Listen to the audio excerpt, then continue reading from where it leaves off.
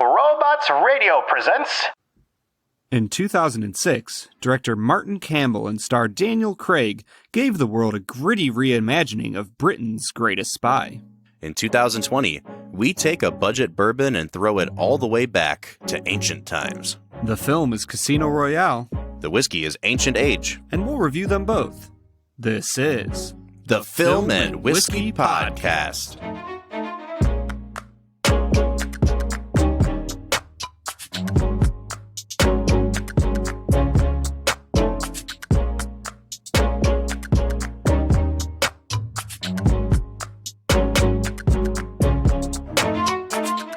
Welcome to the Film and Whiskey Podcast, where each week we review a classic movie and a glass of whiskey. I'm Bob Book. I'm Brad G. And this week we are looking at the 2006 James Bond film, Casino Royale. Brad, I'm really excited to talk about this movie. I'm a little bummed because we tried to time up this episode with the release of the new James Bond movie, No Time to Die. But thanks to our friend the coronavirus, they have delayed the opening of this movie all the way until November. But you know what? Who cares? This is a really good movie, and we're going to talk about it now. I really like Casino Royale. Well, and now we get to go see the movie for our birthdays. Oh, that's true. Yeah, we both have November birthdays, so we'll be first in line for No Time to Die in November. But yeah, Casino Royale, man. I mean, this is the movie of, like, my teenage years. Like, when this came out, I was 16 years old, and I just loved this movie. And honestly, out of every movie on this podcast we've done, this is the one that I've probably seen, well, not the most times. Star Wars would take the cake there. But out of a non-Star Wars movie, this might be the one I've seen the most. I've probably seen it 5 or 6 times, Bob. Wow, that's a lot for you, Brad. That actually is. I'm really excited to talk about this because, you know, as I was watching this movie, I always take notes, and I took some notes, but I didn't take a whole lot of notes, so I'm really excited to see where we go with this conversation. James Bond movies are a really fascinating kind of beast to tackle because I didn't know at first which movie to put on the list for us to watch. I didn't know if we should go Skyfall, which seems to be sort of the critical favorite among James Bond movies, or Casino Royale. I knew I wanted to do a Daniel Craig, and the other two are not worth talking about.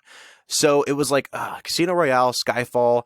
And I think Casino Royale is the more James Bondy of the two movies.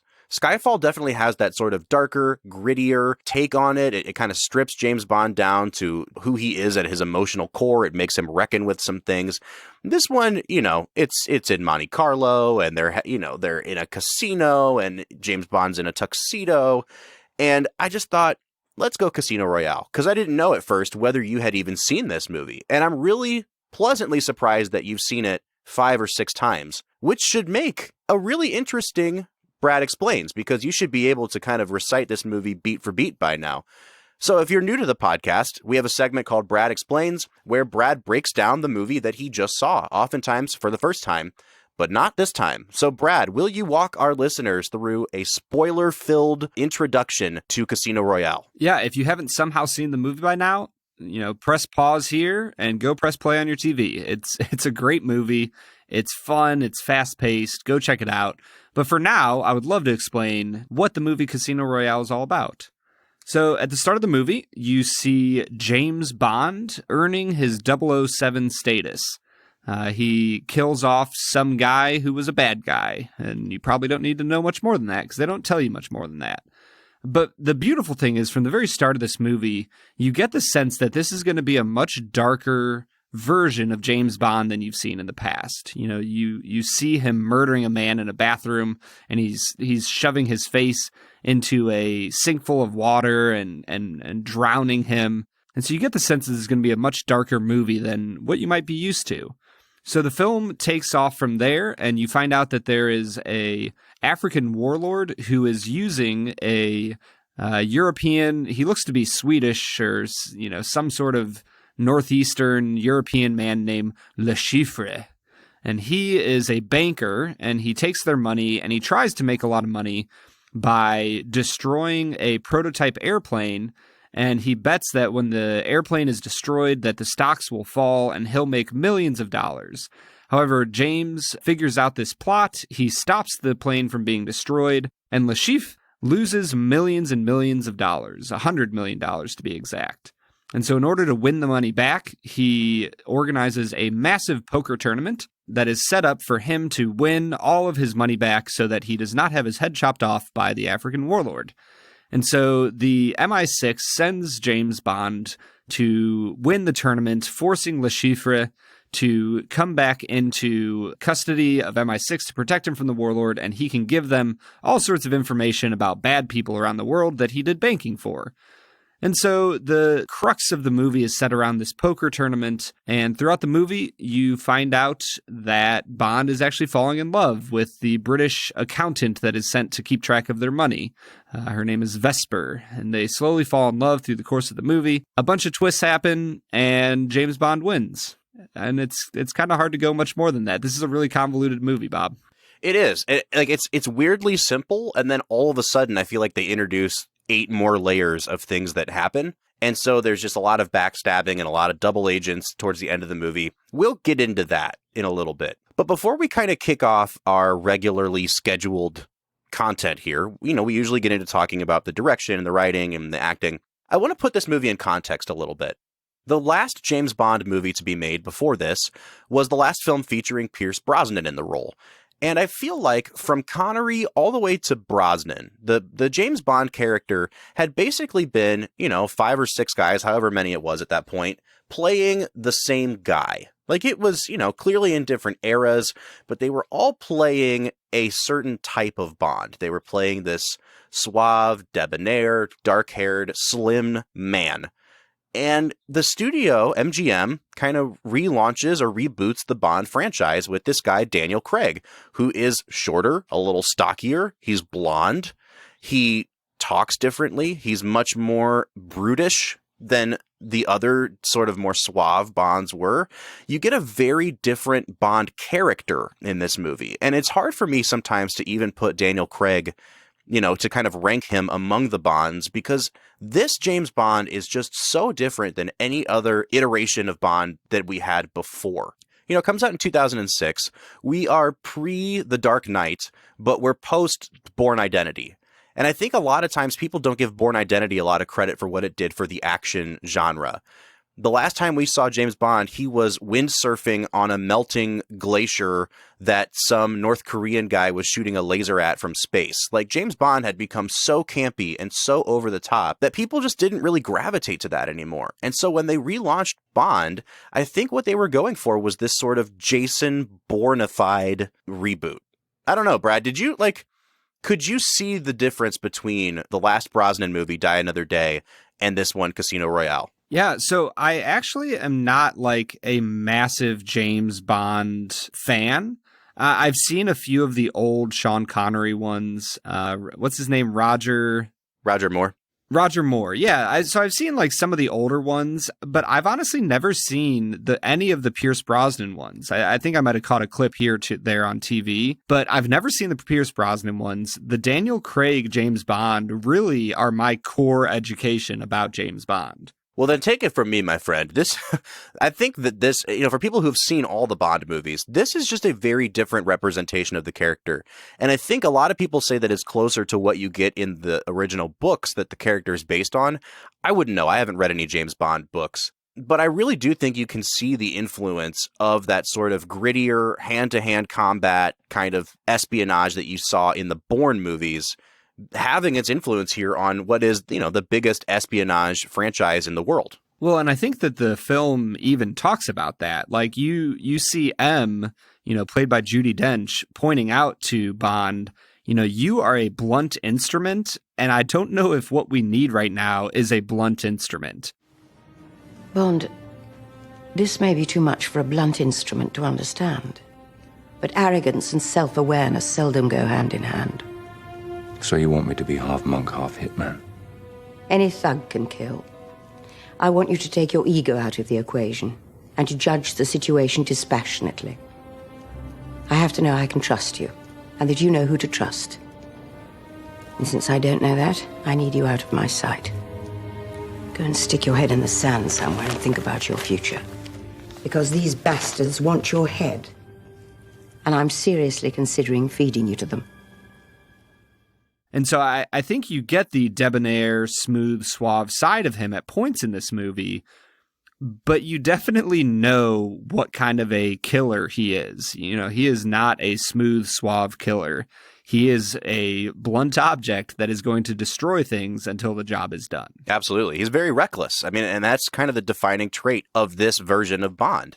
You know, when I look at this movie, Brad, and part of the reason I think I was waffling back and forth between Skyfall and this to go on the list, and maybe we'll get to Skyfall someday, is because I feel like there's never just been a perfect Bond movie. Like, this movie's really good, and I like it a whole lot. But I think you would probably agree it's not a perfect movie. And I think what everyone wants is that one perfect 10 out of 10 Bond movie. And I think if you take most of this movie and add a little bit of Skyfall into it, it would be perfect. But there are still some things in this movie that just, there's not enough gadgets for me. And there's not enough, it does a really good job with getting into some of Bond's personal baggage, but it doesn't really go too deep into it. And I'm really excited to get into talking about the movie because I want to hear what you think of the proposition that this is not a flawless movie. But before we get into that, let's talk about the elephant in the room, which is Daniel Craig in his first outing as James Bond. And Brad, especially for you, a guy who really has only ever known James Bond to be Daniel Craig, what do you think of him in this movie? Well, I think first off, the person that I think of when I think of James Bond would be Sean Connery, which I think most people would probably say that. There's just that classic picture of him on the front of the movie poster. He's the classic James Bond. And so seeing Daniel Craig come into this role with this kind of fever pitch intensity to everything he does, I just absolutely love him. You know, he has that gritty jawline type character that no matter what's happening around him, you can see his brain working on 17 contingency plans on what he's going to do next. I think if there's anything I love most about Daniel Craig, it's his eyes. He acts with his eyes so well. He commands the camera. He commands the other characters in the room. Everywhere he goes, he just has this sense of presence about him that is this aura of confidence and command. And the beautiful thing is, in the moments where that aura kind of comes down and you get to see past it into when he's uncertain or scared, it makes for really touching, beautiful moments. I truly, truly think Daniel Craig is a spectacular James Bond. All right, so here's my big struggle with Daniel Craig as Bond. Because I think that he is phenomenal. I just feel like those of us who grew up with Bond pre-Daniel Craig have this image burned in our mind of what James Bond is or what he's supposed to be. And I really appreciate that, like, we're in a day and age now where we're kind of breaking down these expectations for characters. Like, what makes Spider-Man Spider-Man? Why can't Spider-Man be Miles Morales instead of Peter Parker? I really appreciate those conversations. And I think this movie was such a shock to my system because it's such a different take on Bond. It's such a different looking Bond. It's such a different feel of a movie from the previous James Bond movies that I'm almost like, yeah, he's a really great British secret agent.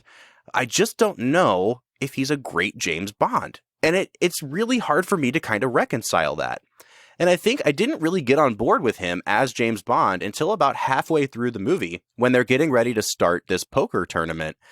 And James Bond has an adjacent room with the female character in the movie, Vesper Lynd, and she has gotten him a tailored dinner jacket to wear. And he walks in and he's like, I have my own dinner jacket. And she says, no, you need to look like you belong at that table. And then the next shot is just him in the mirror wearing this tuxedo. And I was like, wow, what a difference a tailored tuxedo can make. Because I was immediately like, yep, that's James Bond. He's James Bond now. And for the whole first half of the movie, I was like, I don't know. And then you see him in like the James Bond attire. And I'm like, yeah, I can get on board with that. So one of the things that really struck me in this particular viewing was that this is supposed to be James Bond's first mission as a 00 agent. which, if you get into the lore of James Bond, a 00 agent has a license to kill. They're allowed to do whatever they want to see the mission accomplished. Kind of an Ethan Hunt type of character. And so with that, I think I appreciated more than ever that this is James Bond figuring out what it means to be James Bond. And I think that's why I love Daniel Craig's performance so much, is that he's not always perfect. There's moments where he's flustered, where he walks in and goes, why did you get me this jacket? I have my own jacket. And you just see Vesper just kind of coolly telling him what it means to have a real dinner jacket. And so I think that when you watch this film through the lens of this is the birth of who James Bond will be, I think that's when you really start to appreciate his almost clumsy feeling performance up until he gets to that poker tournament. Yeah, and that's part of the reason that I really do love this version of Bond at the end of the day, is that he messes up so much. It's not something that you typically see with Bond. He usually has everyone pegged and figures everything out 10 steps ahead of everybody else. And in this movie, I mean, he's just consistently failing time and time again and learning his lesson, and he does outwit a lot of people. But the end of the film essentially is Bond failing to complete the mission and losing the love of his life, who dies. And I really, really like that they're showing us how Bond became Bond in more ways than one. They show us why he's so emotionally detached, why he's so clearly hurt by things in his past, but they also show us growing and learning as a secret agent, how not to royally mess everything up all the time. All right, so Brad, let's move on to the rest of the cast. I want to talk about Eva Green as Vesper Lynd, because the Bond girl is a really complicated sort of role to play nowadays, right? I mean, in many of these movies, she's really only there to be eye candy, to be objectified, to have Bond come in and have sex with and leave. And I think that this is a much more complicated, quote-unquote, Bond girl than most of the ones we get. And I actually wouldn't even call her a Bond girl, because she's such an integral part of this story. And in so many ways, she is like James Bond's equal. And I was just absolutely mesmerized with Eva Green in this role. I think she's just fantastic. Now, having just met you, I wouldn't go as far as calling you a cold-hearted bastard. No, of course not. But it wouldn't be a stretch to imagine you think of women as disposable pleasures rather than meaningful pursuits. So as charming as you are, Mr. Bond, I will be keeping my eye on our government's money and off your perfectly formed hearts. You noticed. Even accountants have imagination. How was your lamb? Skewered. On sympathizers. Good evening, Mr. Bond. Good evening, Miss Lynd. She really draws this movie together. Like, I think that one of the problems with this movie is that there's just so much going on throughout the film, and we'll get to that more later. But I really think that Eva Green brings together all of the disparate pieces and just has a performance that brings an emotional core to the movie. I was blown away with how well she does in this movie. Let's talk for a second about the villain of the movie, Le Chiffre, played by Mads Mikkelsen, who is a great actor who he's never going to achieve the sort of success that he deserves to achieve in America because A, we don't like pronouncing hard names, and, B, he is a foreign actor, but he's found a lot of success on American television with the show Hannibal. He plays really complicated and complex villains, and I really liked him a lot in this role as the sort of Bond supervillain, but I hated what they did with his character towards the end of the movie. And Brad, I really want to hear what you think, A, about the performance, but B, what they did to kind of dispose of him at the end of the film. Yeah, I don't really know what to think of the script and how it treats Le Chiffre. Like, he's slightly terrifying, and yet I remember the first time he grabs his inhaler and takes a puff, I'm kind of like, what the, like, wait a second. Like, this dude's not intimidating at all. He can't even breathe properly. Right, and they never really explain the inhaler thing. Like, they explain him bleeding out of his eyes, but then they're also like, and you know what? We should make him an asthmatic. Like, I just didn't understand that character beat. Yeah, and I think that, like you just mentioned, that they explained the bloody eye. I think that's one of the biggest problems with this script is that it is just brutal how much they tell you about what's going on. Like, if I had to listen to Giancarlo explain one more time what's happening in the poker game, like, I'm gonna stab my eye out. Yeah. Like, it's just so brutal at different parts of the movie. But when it comes to Le Chiffre, like, I think that they were trying to go for a sense of, like, he's just a banker. He's not physically intimidating, but his mind is intimidating. Like, he's the smartest man in the room wherever he's at, you know? And so I think they tried to create him as this physically frail, but intellectually powerful man. And it kind of worked. Like, he is a little bit terrifying. He's very smart. He's very good at poker. But the whole asthmatic thing was weird. And like you said, at the end of the movie, he's just discarded to the side. And you're kind of like, oh, well, why did he get killed? It just didn't make tons of sense. I mean, you find out that there is a bigger organization pulling strings than even this guy. And so James Bond he watches Eva Green get captured. He pursues. They both get captured. He's getting tortured by Le Chiffre.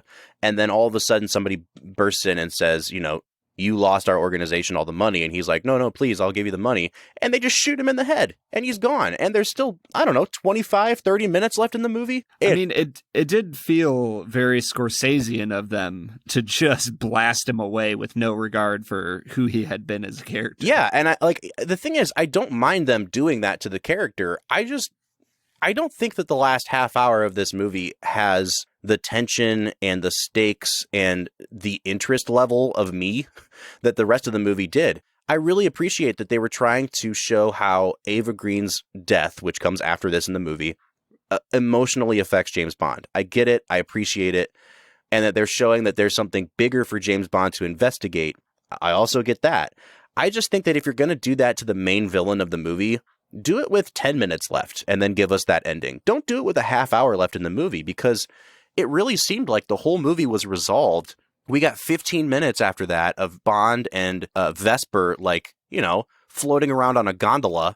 And then it tries to pick back up with another action sequence. And I could see what they were trying to do, but it just kind of seemed mishandled to me. Honestly, it felt like the opening of a new movie. And I think that is the biggest problem with Casino Royale, is that they just bit off too big of a bite to chew. I really think that if you had ended this movie with Bond and Vesper happily sailing away on a gondola, it would have left you with questions about, like, well, when does Bond become Bond? And he's resigned from his position and he's sailing off into the sunset. And you know, in the next movie, you can kill off Vesper and start the movie with the last half hour of Casino Royale. And then I think you have a compelling villain in Casino Royale that, you know, dies right at the end of the movie.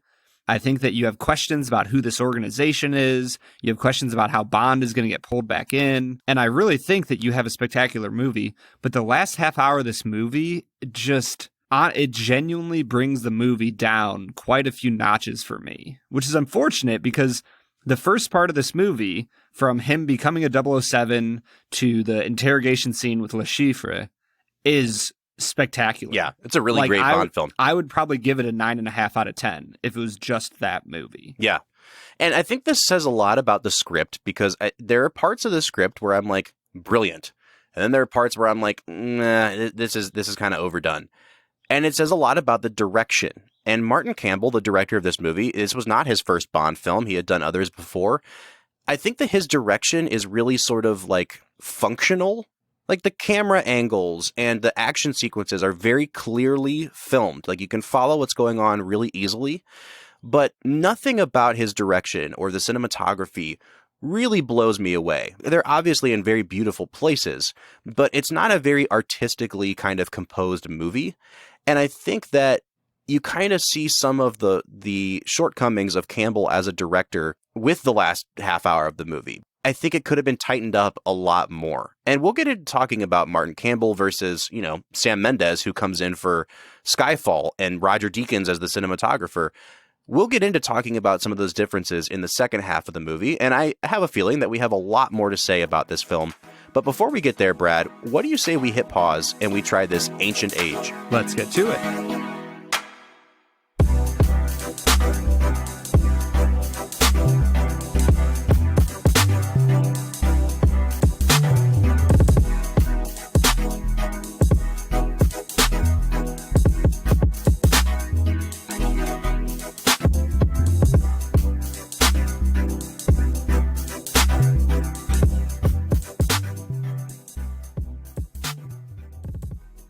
All right, so today we are trying Ancient Age Bourbon. Now, last season we tried the Ancient Age, which is a variant of this. They're both made by the Buffalo Trace Company. Ancient Age is a 3-year aged bourbon, and it's bottled at 80 proof. There is a 90 proof variety as well, but for your Springtime of Swill, we had to go with the lowest proof one that we could possibly find.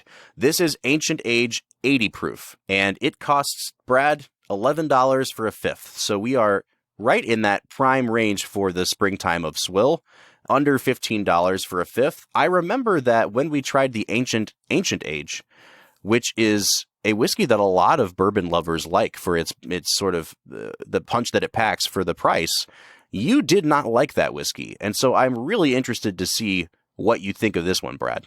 Yeah, Bob, as I get into the nose of this, I'm immediately hit with so many sweet notes.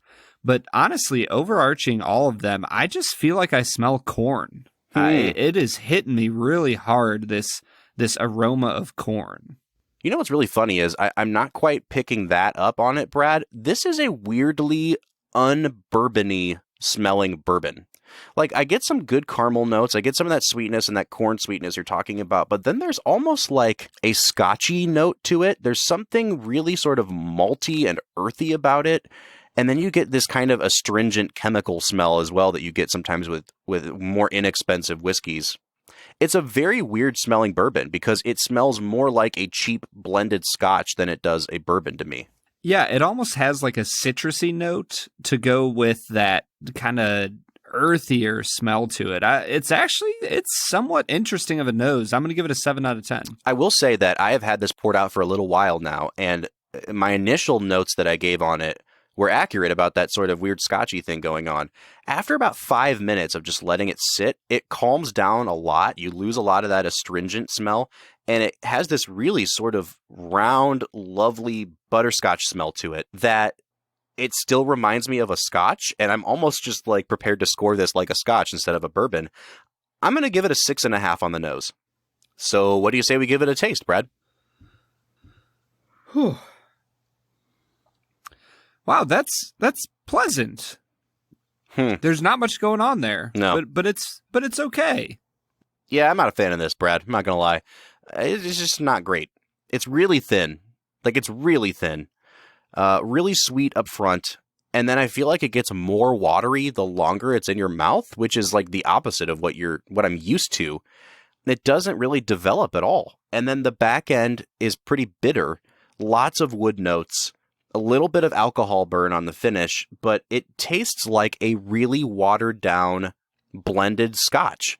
And I keep looking at the bottle because I poured it directly out of the Ancient Age bottle, and I'm like, did I miss something? Did I get the wrong thing? Was I accidentally using this bottle to store Dewar's? Like, what's going on here? Because it just tastes like a watery Johnny Walker or something. I'm going to give it a 4 on the taste. Yeah, I think I'm actually going to give it a 5 on the taste. It's fine. It's pleasant. There's nothing bad about it. It doesn't sour for me on the finish the way it did for you. I'm actually going to give it a 6 on the finish. I think that it's I don't know. I don't have a lot of words to describe it. It tastes like corn all the way through. It's actually pretty balanced in its nose and taste and finish. But yeah, it's fine. When I know that I paid $12 for it, I'm not expecting a ton, but and it doesn't mean I'm going to give it a 10 out of 10, but yeah, it's fine, Bob. Yeah, I think I'll give it a 4.5 on the finish. It's bitter, but it's not drying. You get a bit of a Kentucky hug. I think that the alcohol becomes more present on the finish, but like, again, this is just not great whiskey. I'll give it a 4.5. And for overall balance, like, it's okay. The nose was, I think, the most interesting part of it because it is so scotchy smelling in the glass that I'm tasting it out of. I can't get past that. And I think that once I kind of got it in my head to sample it more like a scotch than a bourbon, it kind of became more palatable to me. So overall, I don't know. It's an okay balance. I'll give it a 5.5 on balance. Yeah, I think I'm going to give it a 5 on balance. It's fine. It's just okay. And I think that's the definition of this whiskey in general. I'm only spending $12 on it, so I don't mind it being like this. And honestly, if I just want a cheap kind of porch drinking whiskey that's just refreshing, I might buy this. And so at $12, I guess I'll finish off the scoring and say that I'll give this a 6 out of 10 on value. But, it's $12. Well, what else do you expect? It's decent. Yeah, so it's actually $10.99. So we're saving even $1 more and paying $11. And I don't think it's a great value, Brad. Like, even compared to the Very Old Barton that we had last week, I would recommend that 10 times out of 10 over this. And I think for maybe $2, $3 more, if you could find a bottle of the ancient age, that's significantly better than this. The problem is, this is the cheapest that you're ever going to find basically any whiskey for. And if that's the criteria, then I don't really know how much lower than a 5 I could go on value, just because it is what it is. So I think I'll give it a 5 at the price point. It's kind of what you would expect for a really cheap whiskey, but it is not impressing me at all. So I'm going to give it a 5 on value, which brings my final score out to a 25.5 out of 50. Yeah, Bob, I'm coming out to a 28.5. All right, so that brings us out to a 54 out of 100 or a 27 out of 50. This is just slightly above that halfway point. And Brad, I don't even know if I really think it belongs there. I'm thinking back to some of the things like Benchmark that we tried really early on. I actually think that I prefer that sort of bland sweetness of Benchmark to this. So yeah, I'm not going to recommend this whiskey. Are you? I'm just going to give it a solid old meh. If you want to try it, go for it. It's not going to cost you much money. If you don't want to try it, don't go for it. I don't know. Would you say that that's a decent recommendation?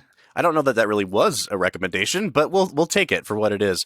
I think your recommendation encapsulated everything about this whiskey. It's just meh.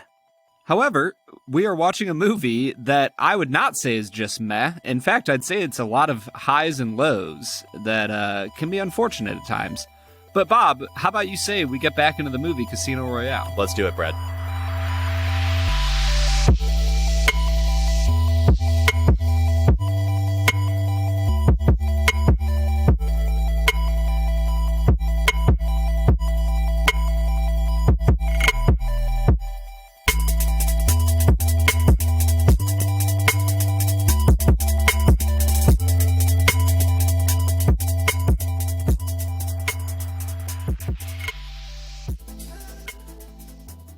All right, so that was Ancient Age, a whiskey that I did not like, and Brad is meh on.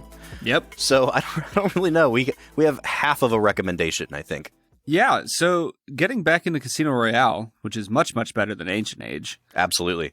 I'm kind of frustrated with this movie, Bob, because it has all the elements of being a great movie, and yet there's just something that kind of keeps me from putting it in the upper echelon of movies that we've watched. Yeah, for sure. And I would even say the same thing about like Bond movies. I think a lot of people would rank this at or near the top of James Bond movies. And it has so many iconic kind of Bond sequences now. That opening chase scene, even the black and white opening of the movie. Like, those are iconic moments. Everything about the card, the poker game is iconic. Bond getting poisoned and having to try to resuscitate himself is a super suspenseful sequence. I always loved the shot when after Vesper gets kind of kidnapped and she's laying in the street and Bond has to steer, away from her as he's going like 100 and something miles an hour.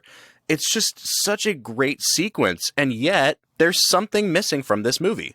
Well, and I think that the thing that is missing is clarity and direction. Like, there's just a little bit too much of everything going on. And I think that where this movie shines is where it's tightly wound, where you're moving beat by beat just super quickly through what's going on. And you kind of get that through the middle 2/3 of the film.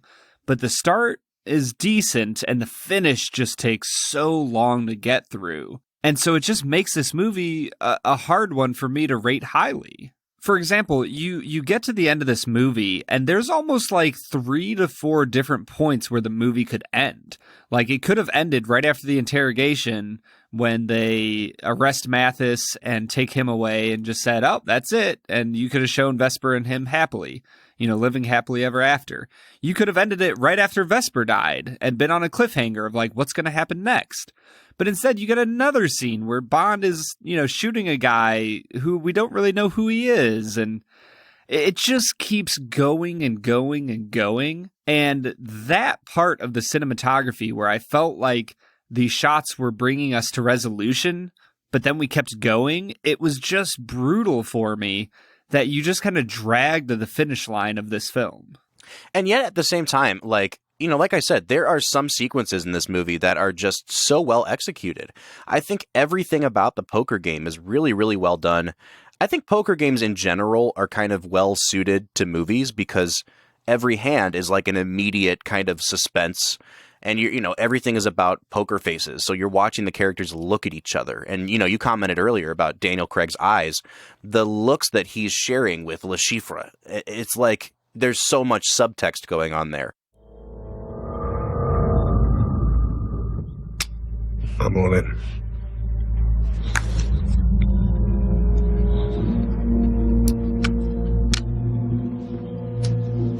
Well, it's 14,500,000. It's up to you, Monsieur Bond.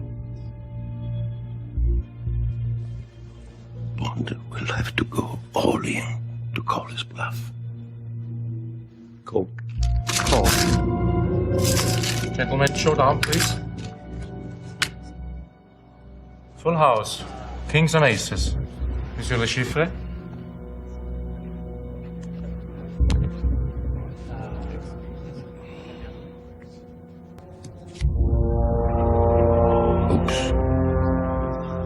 It's 4 checks.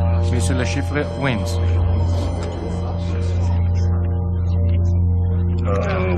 You must have thought I was bluffing, Mr. Bond. And it really is kind of frustrating, Brad, that the same director that crafted that sequence, that crafted the poison sequence, is also kind of so sluggish in allowing the movie to kind of grind to a halt at the end of it. Yeah, and the thing is, he gives you these amazing slow sequences, so it's not like he can only do action. Honestly, one of my favorite scenes in the movie is when Bond has killed the 2 African gentlemen who were trying to kill him. And Vesper, this is the first time she's witnessed firsthand, what James is capable of.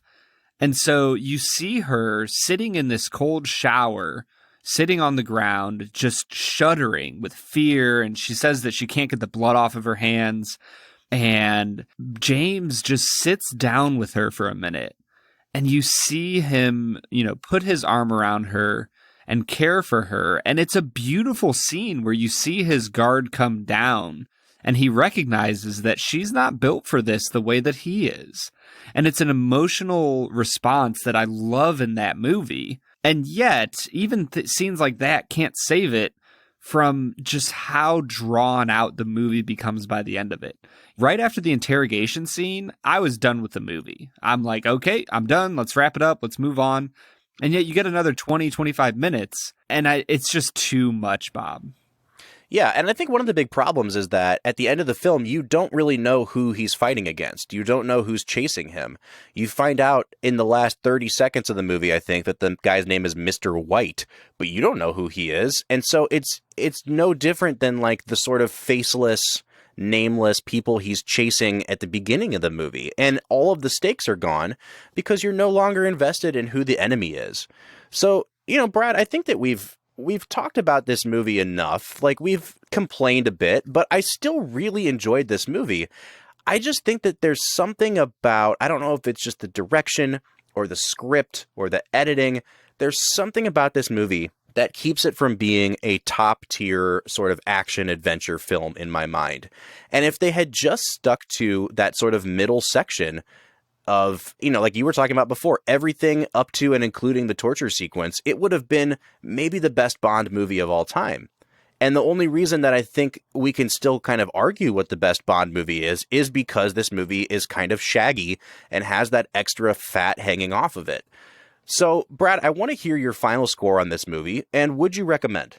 Yeah, Bob, like I said, I probably would give this movie a 9.5 out of 10 if it was simply finished, right at the end, love kind of sequence of him and Vesper. But with this extra, bit hanging on at the end, it really drags the movie down, and it makes me enjoy the start of the movie less. It makes the start of the movie feel less meaningful when you get into those final sequences. So I'm actually going to give it an 8 out of 10. I still think it's a great movie. I still think there's spectacular action pieces to it. I really love the emotional core of the movie, of the relationship between Vesper and Bond. So there's a lot going on to like, but it's not a perfect movie. There are a decent amount of flaws. The script is very stilted at points as the characters point out obvious things that are happening, and it goes on for too long. So I think it's worth an 8 out of 10, and I definitely recommend it. It's a great movie. If you are not a James Bond person, but you enjoy movies like the Bourne trilogy or the Mission Impossible movies or the Batman movies, I would say go ahead and give Daniel Craig's version of James Bond to try. Yeah, Brad, I'm kind of in the same place as you. I've been kind of going back and forth between an 8 and a 7.5, because a 7.5, it's basically like a 3-star movie on a 4-star scale. And I do think this movie is better than just 3 stars, but I also think that it has really deep flaws to it. So I think I am going to give it a 7.5, which would bring our average out to a 7.75. I really do highly recommend this movie. I think James Bond movies are always fun. They're always well-executed action films. There's always, great set pieces and costuming and villains, and it's just a fun ride of a movie. But like you said, there's a few things in this movie that just kind of keep it from getting pushed over the edge. One of the things that I didn't even talk about before, but it was the setup of the movie, of M basically telling James Bond, go get lost, go bury your head in the sand. And then he just flies off to the Bahamas. And I'm like, wait a minute, did they not keep tabs on MI6 agents? Does he just have a blank check to go wherever he wants until they call him back to service? How does this work? There's certain things in the script that just don't make logical sense, even to the internal logic of the movie. And I think that's why it keeps it from being an 8 out of 10 for me.